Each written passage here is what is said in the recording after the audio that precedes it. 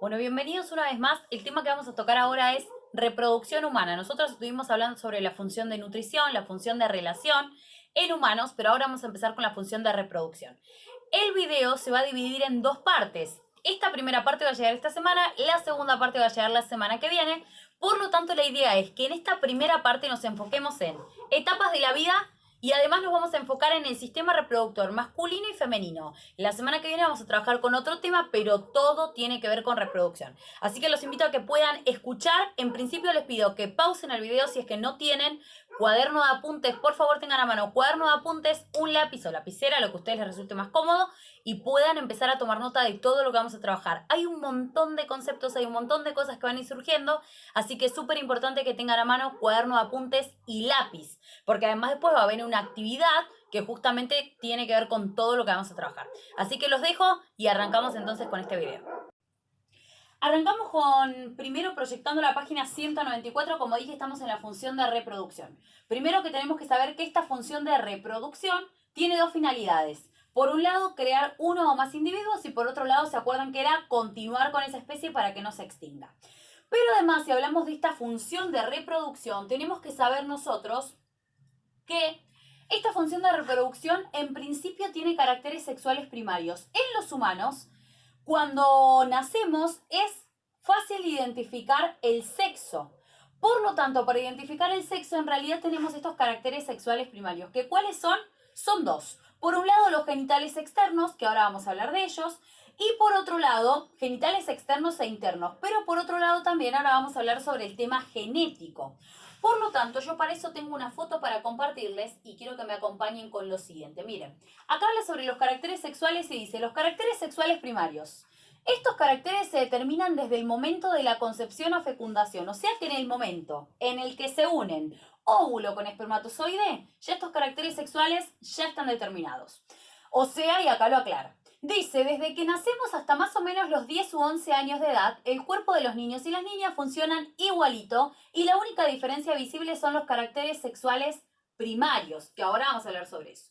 Pero yo acá traje una imagen, que esta imagen tiene que ver con esto genético que yo les contaba.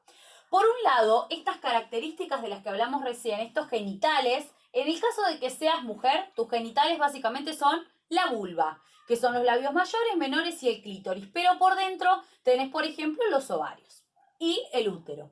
En el caso de los varones, los genitales externos van a ser el pene y el escroto, y los genitales internos van a ser, por ejemplo, los testículos, que ahora vamos a ver dónde están, la función y demás. Pero además de los genitales, de eso que se ve que tiene que ver con el sistema reproductor, hay una parte genética. Y miren, dentro de las células de nuestro cuerpo está el núcleo, que el núcleo es donde está toda la información genética nuestra. Color de ojos, si tenemos alguna enfermedad, nuestra estatura, todas las características están ahí adentro. Pero además hay una información genética especial que tiene que ver con el sexo de cada uno.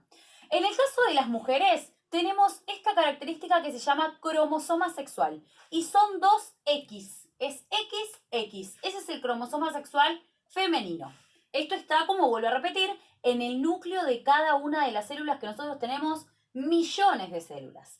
Pero si sos varón, en el núcleo de cada una de tus células tenés este cromosoma que es XY. ¿Qué quiere decir esto? Que en el momento en el que se une el óvulo con el espermatozoide, recordemos que le transmiten la mitad de la información al hijo que van a tener. Por ejemplo, me imagino yo, en el momento en el que se reproducen, ¿no? Una mujer con un hombre, el óvulo y el espermatozoide se combinan, pero le pasan la mitad de la información. ¿Por qué? Porque cuando se junta el 50% con el 50%, se forma el ser vivo nuevo. Ahora, ¿cómo es esto? En el caso de la mujer, tiene para pasarle a ese ser nuevo que están generando dos cromosomas, dos tipos de información, vamos a decir. Puede pasarle una X o puede pasarle una X. Es exactamente lo mismo. Pero en el caso del hombre tiene dos opciones distintas. Puede pasarle una X o puede pasarle una Y. Por lo tanto, ¿qué pasa? Es el hombre el que decide el sexo, podríamos decir. Aunque esto no hay forma de poder decir, bueno, decidieron en este momento si es X, si es Y. Esto sucede de manera natural, pero es una realidad que como la mujer siempre manda el mismo cromosoma, la misma información sexual, es el hombre el que lo determina. ¿Por qué? Porque la mujer manda esta X, el hombre manda esta X, va a ser nuevamente mujer. Pero si la mujer manda esta X y el hombre manda su Y de información genética, va a ser un varón. Por lo tanto, ¿a qué quiero llegar con esto? A que desde que nosotros estamos formándonos, desde el momento en el que somos fecundados, ya tenemos también forma de determinar el sexo, justamente a partir de estos cromosomas, de la información genética. Pero además, en el momento en el que continuamos gestándonos, nacemos y demás, tenemos esos caracteres sexuales primarios, que son los que recién hablamos, ¿se acuerdan? Que son estos que están acá, que nos hablan de los genitales. Genitales que, como dijimos, en la mujer, vulva, en el varón, pene y escroto. Pero además hay genitales internos, esos son los que están a la vista. ¿Cuáles son los internos? En el varón los testículos, en las mujeres los ovarios. Vamos a continuar porque estábamos en la parte, ¿se acuerdan?, de la función de reproducción. Y si continuamos con esta parte, hay algunas cosas que me parecen interesantes para ver. Ya sabemos que tenemos caracteres sexuales primarios, somos mamíferos, nosotros por lo tanto tenemos reproducción sexual. Eso quiere decir que necesitamos dos individuos de diferente sexo. Pero además somos vivíparos, ese es nuestro desarrollo embrionario. Nosotros crecemos, nos vamos desarrollando dentro del cuerpo de la hembra. Además, nuestra fecundación es interna. ¿Qué quiere decir eso? Que cuando se unen el óvulo con el espermatozoide ocurre dentro del cuerpo de la hembra. Y cuando se unen el espermatozoide y el óvulo, a ese momento, a esa célula nueva, porque en realidad en principio somos una sola célula, esa célula nueva se llama célula huevo o cigoto. Eso somos nosotros en principio. Una sola célula. Pero además vamos a arrancar con un montón de contenidos nuevos. Porque tenemos que saber que ese óvulo y ese espermatozoide son células sexuales. Y ojo, ¿dónde se producen esos óvulos? En el ovario. Esa es la gónada. El óvulo es el gameto, la gónada es el ovario. ¿Dónde se produce el gameto masculino, que es el espermatozoide? En los testículos, que también es la gónada. Y yo para eso tengo algo para mostrarles. Miren, es esta imagen, porque en esta imagen lo que tenemos es gónadas humanas. Este es el testículo, es como que está cortado a la mitad. Acá adentro es donde se forman los espermatozoides. Este es un ovario y acá adentro estamos viendo que el óvulo está madurando. Ahora quiero contarles un dato que también es interesante. Las mujeres cuando nacemos, nacemos con los óvulos ya preformados. Los óvulos de las mujeres que vamos a ir madurando durante toda nuestra vida, desde que nosotras nacemos ya están acá. Pero los hombres generan los espermatozoides durante toda la etapa fértil. Y miren la diferencia que tenemos acá entre estos gametos o células sexuales. Esto que están viendo ustedes acá es un espermatozoide, esta es su cabeza y esta cola se llama flagelo. El espermatozoide es de un tamaño pequeño. Por cada eyaculación el hombre libera varios millones de espermatozoides y además el espermatozoide se puede mover, por eso tiene una cola, por eso tiene flagelo. Pero los óvulos en su contracara, que es el gameto femenino, tienen una forma circular, son gigantes en comparación con el espermatozoide, obviamente que igual se ven al microscopio ambos, pero el óvulo es gigante en comparación con el espermatozoide y la mujer solo libera un óvulo por cada mes, mientras que el hombre por cada eyaculación, como dije, libera millones, más de 5 millones. Fíjense la diferencia. Y otra diferencia, el óvulo es inmóvil, no se puede mover. Ahora el tema es, ¿y cómo hace entonces para juntarse el espermatozoide con el óvulo si el óvulo no se mueve? Ahora vamos a ver que aprovecha de otros mecanismos.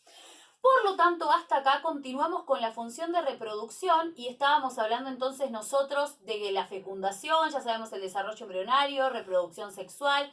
Hablemos sobre esta etapa que es la infancia o niñez. Durante la infancia o niñez dijimos que en los bebés se puede determinar su sexo a partir de si tiene pene y escroto es varón, si tiene vulva es niña. Pero además, a medida que el bebé va creciendo durante sus primeros años de vida, empieza a imitar. Tenemos los primeros pasos, las primeras palabras, los primeros aprendizajes, pero a partir de los 6 años, como indica acá, entre los 5 y los 6, arranca la etapa justamente de escolarización. Que en esa etapa de escolarización lo que empieza a suceder es que nosotros empezamos a adquirir diferentes habilidades que tienen que ver con la lectura, con la escritura, pero con algo fundamental que es la socialización. Empezamos a entablar vínculos con otras personas que ya no forman parte quizás de nuestra familia. Pero además sigue esta etapa de la vida porque luego continuamos con la pubertad y adolescencia. La pubertad es una etapa que viene antes de la adolescencia y esta pubertad arranca más o menos a los 11 años en varones y en mujeres. Y en esta pubertad ocurren dos fenómenos que son claves y súper importantes. ¿Por qué? Porque a la mujer le ocurre su menarca, su primera menstruación, y al varón le ocurre su primera eyaculación. Estos cambios lo que van a marcar es el periodo fértil de la vida. ¿Qué quiere decir? Que a partir de ese momento nosotros ya podemos justamente generar descendencia, tener hijos o hijas. Esto, como siempre lo aclaro, no quiere decir que uno esté psicológicamente, económicamente, laboralmente. No estamos preparados, obviamente, a los 11 años. Pero lo que está marcando nuestro cuerpo es que sí es un periodo fértil de la vida. Y acá aparecen los caracteres sexuales secundarios. Y miren, para eso tengo para mostrarles esta imagen. Porque estos caracteres sexuales secundarios, como podemos ver acá, en las mujeres, voz más aguda. Caderas más anchas, toda esta parte se empieza a ensanchar. Escaso vello corporal, pero crecen los pechos en las mujeres. Crece el vello en las axilas y en el pubis, que es esta zona que tenemos acá en forma de V. En los hombres la voz empieza a ponerse más grave, ya la voz se va definiendo, crece la barba, abundante vello corporal, músculos más desarrollados y se ensancha la parte del torso en los hombres y crece el vello nuevamente en axilas y en el pubis, que es esta parte. En ambos maduran los órganos genitales. Pero además tengo otra imagen para mostrarles a ustedes, que es esta. Miren, acá tenemos una comparación entre niños y niñas. Porque estamos en la pubertad y en la pubertad aparece el acné, la piel se pone más grasosa y aparecen los famosos granitos con los que tanto lidiamos. Tiene que ver con esa piel grasosa. Esto pasa tanto en chicas como en chicos. Pero además aparece el vello axilar en chicas y en chicos, en ambos. Vello facial, como dijimos hace un ratito, que aparece mayormente en los varones. Aparece el crecimiento de mamas en el caso de las chicas. Aparece el cambio de timbre de voz en el varón, pero ojo, en las chicas también la voz se empieza a definir. Por eso vamos a notar que a veces la voz se pone más aguda, más grave, es porque la voz va tratando de definirse en esta etapa. Y aparece el olor corporal con el que tanto quizás lidiamos y para eso es importante una buena higiene corporal. El uso de desodorante, de perfume, porque justamente acá empiezan los olores porque tiene que ver con estos cambios hormonales que se producen.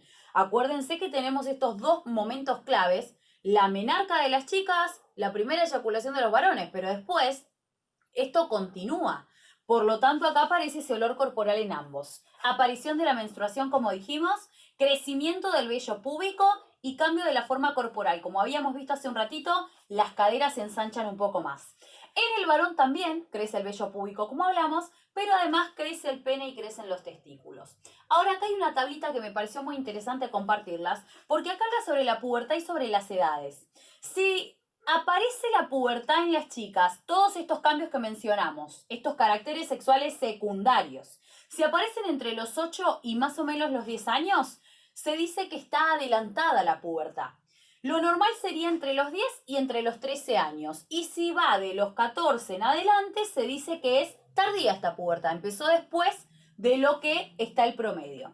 Y en el caso de los varones, si se dio entre los 8 y los 10 años, está adelantada la pubertad, todos estos cambios que hablamos recién. Entre los 11 y entre los 14 sería lo normal, el promedio, y si se da de los 15 hacia adelante, también es tardía esta pubertad de la que hablamos. Ahora volvemos un poquito a la imagen que nosotros estábamos hablando sobre el tema de reproducción. Como estábamos hablando de estos caracteres sexuales secundarios, en esta pubertad y adolescencia aparecen otros cambios. Aparece esta transición de que no soy grande, no soy chico, no soy un niño, no soy un adolescente, ¿quién soy? Aparece esto de la independencia, de que busco explorar, de que busco experimentar por mí mismo. Aparece también esto del deseo sexual, pero a mí me parece que más allá de todo eso, hay algo que es principal y que tiene que ver con los vínculos que empezamos a tener. Empezamos a tener nuestro grupo de amigos, empezamos a firmarnos con los lazos familiares, a compartir más. Todas estas cosas que se van dando durante la adolescencia, los cambios de humor, que a veces tampoco me entiendo, no sé qué me pasa. Bueno, tiene que ver con todo este proceso también. Pero a la adolescencia le sucede una próxima etapa, que es la etapa de la adultez. En esta etapa de la adultez arrancaría más o menos alrededor de los 20 o los 25 años y en esta etapa ya no solamente tenemos las condiciones biológicas, sino que también tenemos las condiciones psicológicas, laborales, económicas, para poder planificar una familia. Obviamente que esto es opcional, van a haber mujeres como tanto hombres que decidan quizás no tener una planificación familiar porque así no lo desean, pero es en el momento en donde tenemos como el mejor desarrollo o el equilibrio personal para ello. Pero además de esto, hay un periodo que tiene que ver con un periodo que es el periodo fértil de la vida y es el que quiero contarles. ¿Por qué? Porque en el caso de la mujer, cuando llega a los 45 o a los 50 años, empieza una etapa que se llama climaterio.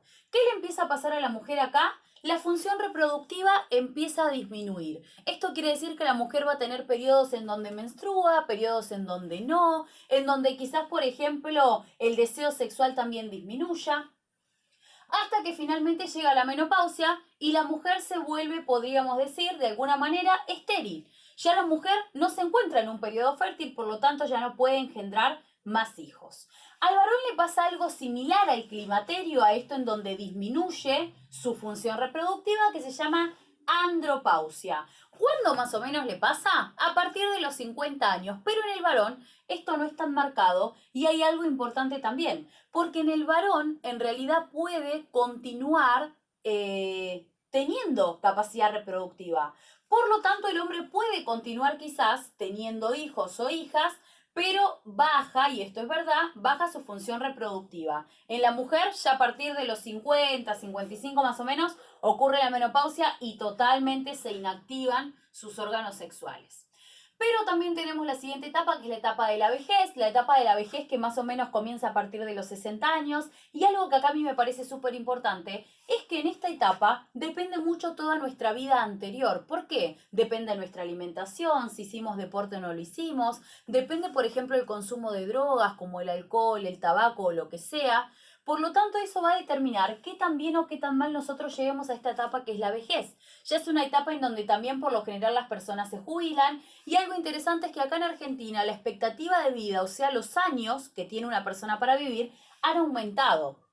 En hombres anda más o menos en 74 años, ese es el tiempo en el que más o menos sería la expectativa de vida, y en mujeres 80 años. Esto tiene que ver también, como dije hace un ratito, con la calidad de vida que cada uno haya llevado, pero también tenemos que reconocer que la medicina ha ayudado mucho a que las personas puedan continuar su vida durante más tiempo. Esto es lo más importante que tenemos en esta zona, por eso ven que acá habla de un estilo de vida saludable, el hecho de las drogas, el abuso, el exceso, el alcohol, evitarlo durante todas las etapas de la vida. Lo que sí es bueno poder incluir es el ejercicio físico, es una alimentación variada, equilibrada, etc. Pero además de esto, tenemos la siguiente página, porque ahora sí nos metemos con el sistema reproductor femenino y no me quiero demorar más. Sistema reproductor femenino. Ovarios es la gónada. Gameto femenino, óvulo. Esto ya lo sabemos. Los ovarios son dos pequeños órganos, tienen unas formas como de almendra. Verdaderamente son pequeños y tienen el tamaño de dos almendras. Y son internos, o sea que se ubican en nuestra zona interna corporal. Pero además, ahora vamos a ver que en estos ovarios están comunicados. Miren, acá hay un ovario y acá hay otro. Estos ovarios están comunicados con esto que se llama trompa de falopio. Y a su vez esto que está abajo se llama fimbrias. Son unas estructuras que se asemejan como a dedos y tienen la capacidad de moverse.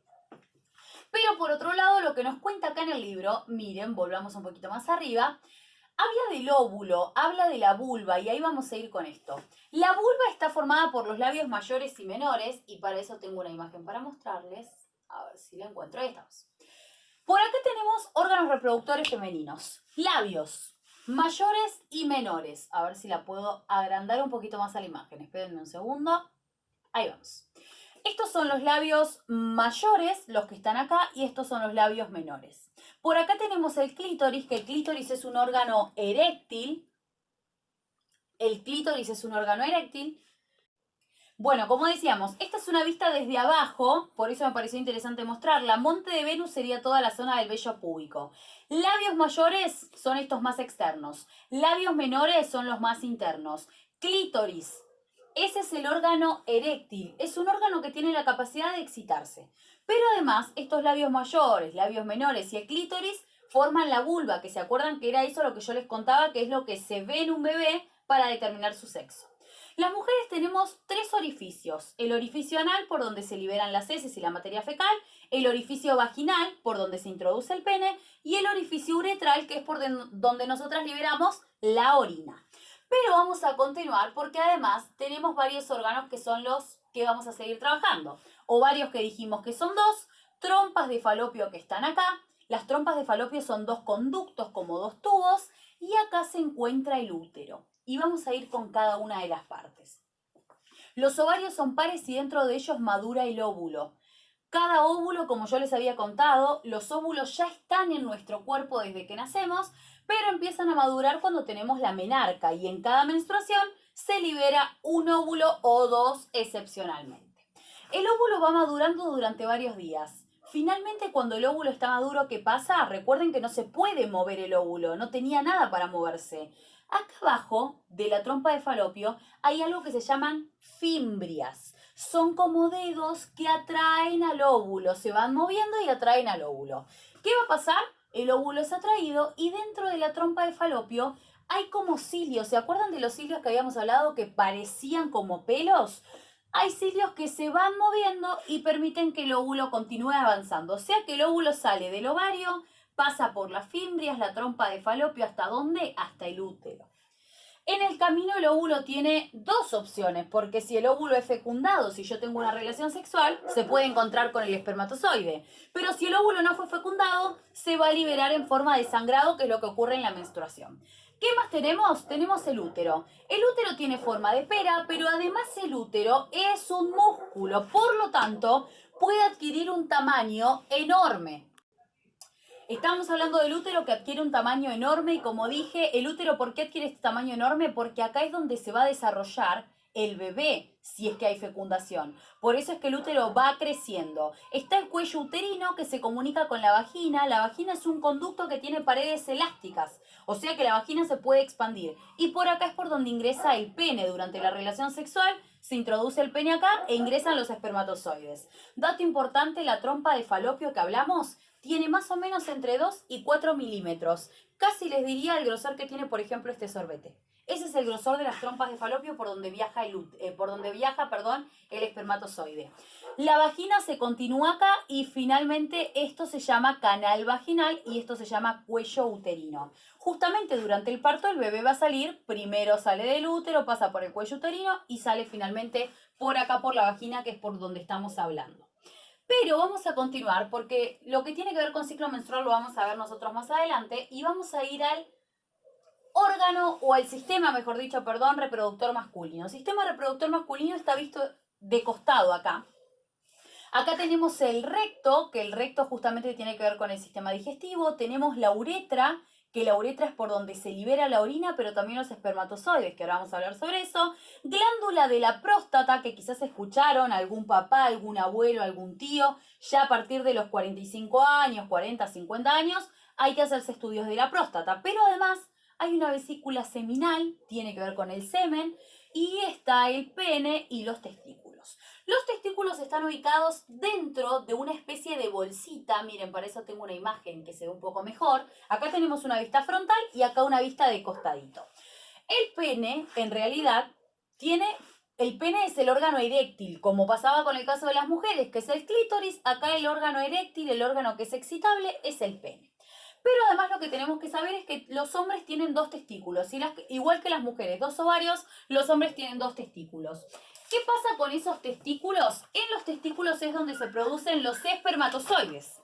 Y por lo tanto, los testículos están contenidos dentro de una bolsa, que en realidad es como un saco de piel, que está fuera de lo que sería la cavidad abdominal, fuera de la panza. Y esa bolsa, que yo estoy diciendo que es de piel, se llama escroto. Dentro del testículo hay 250 compartimentos dentro de cada uno, que se acuerdan que yo hace un rato mostré una imagen que hablaba de las gónadas, y justamente tiene que ver con eso. ¿Ven esto que está acá? Ahí me adelanté un poquito. Esta imagen que está acá, de estos hay 250 divisiones en el testículo. ¿Qué es lo que ocurre ahí adentro? Hay unos tubos que se llaman túbulos seminíferos, que los tenemos acá de hecho. Miren acá en esta imagen, se los puede ver. Esos túbulos seminíferos es en donde justamente se van a crear los espermatozoides.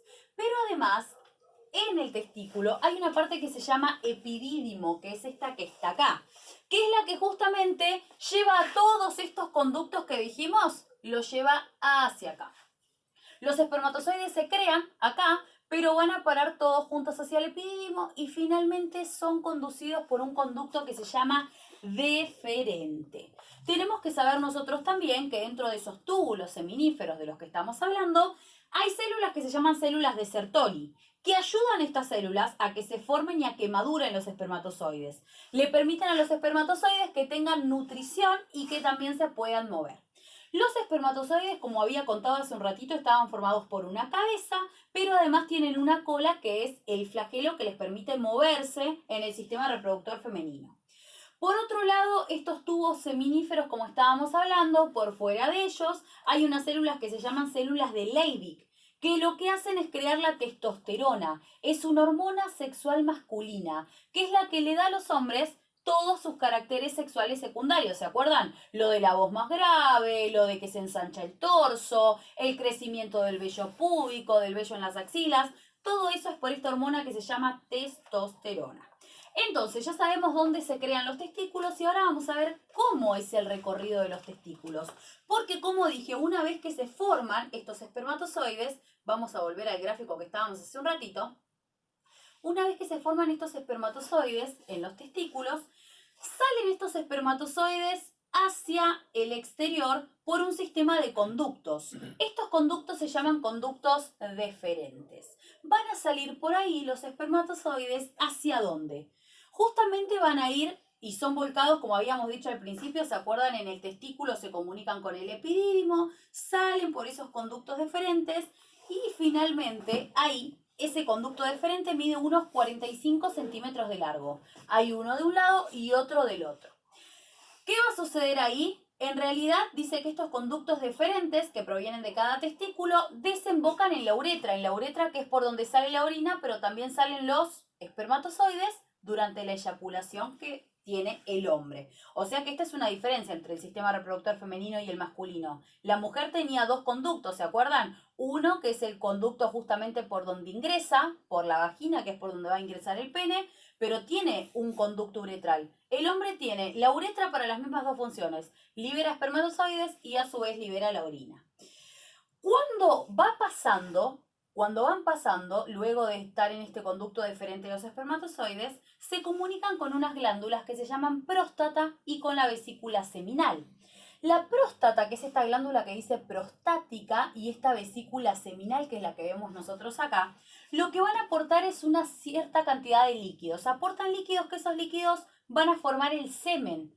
Porque justamente en el semen, en ese líquido, hay diferentes funciones, como por ejemplo, que los espermatozoides van a viajar mucho más fácil.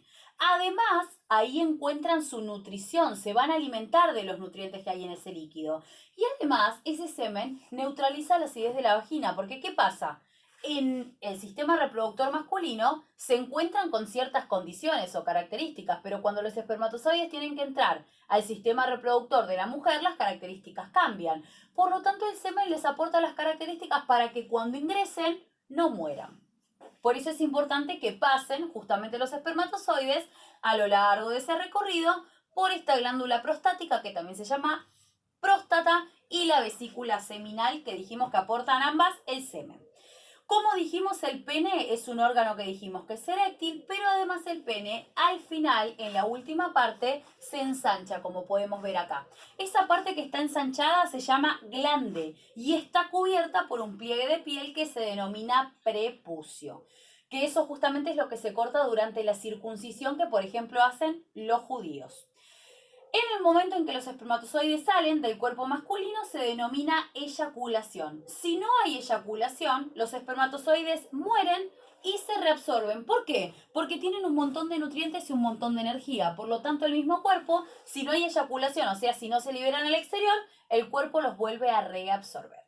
O sea que acá estuvimos trabajando con el sistema reproductor masculino, que como vimos acá, tenemos un montón. Y fíjense algo importante, hay ganglios linfáticos. Recuerden que la linfa, el sistema linfático, era el que ayudaba en la función inmunológica. Justamente se inflaman si es que, por ejemplo, hay algún virus o alguna bacteria que está generando una infección, se inflaman estos ganglios. Si no, está todo normal.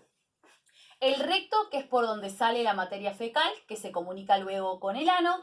La vejiga, que también es un órgano del sistema urinario, pero vimos acá el conducto deferente, que acuérdense que son esos dos tubos de unos 45 centímetros de largo, que se comunican con la vesícula seminal y con la próstata. Así que hasta acá lo que tenemos es sistema reproductor masculino y todos sus órganos y funciones. Sistema reproductor femenino y todos sus órganos y funciones. Y además vimos las etapas de la vida. Antes de terminar, dato importante. ¿Por qué los testículos están en esa bolsita que se llama escroto? Porque los testículos están a una temperatura menor que el resto del cuerpo. El cuerpo nuestro más o menos está a una temperatura de unos 37 grados y los testículos tienen que estar a unos 35-36 grados. ¿Por qué? Porque de esa manera los espermatozoides se generan y maduran en condiciones normales. Por eso es que el escroto tiene una función súper importante, que es no solo la de mantener a los testículos ahí adentro, sino que también que puedan madurar. Esa es la idea justamente del escroto del que les contaba. Así que, ahora habiendo dicho todo esto, recuerden que si tienen dudas y demás, las pueden consultar y de hecho está el buzón anónimo para agregar alguna duda extra que quizás nos animan a preguntar de manera con identidad, pero que quizás en ese buzón anónimo lo pueden hacer. Así que hasta acá hemos llegado con esta clase. La próxima clase seguiremos trabajando con otros temas que tienen que ver con la función de reproducción humana.